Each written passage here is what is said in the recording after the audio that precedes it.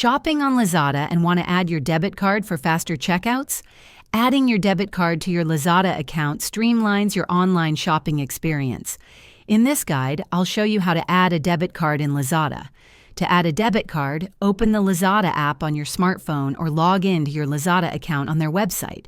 Navigate to your Account or Profile section. Look for Wallet, Payment Methods, or My Payment options. You'll typically find an option to Add a new card or Add credit debit card. Enter your debit card details, the 16-digit card number, expiration date, and CVV. You'll also need to provide your billing address.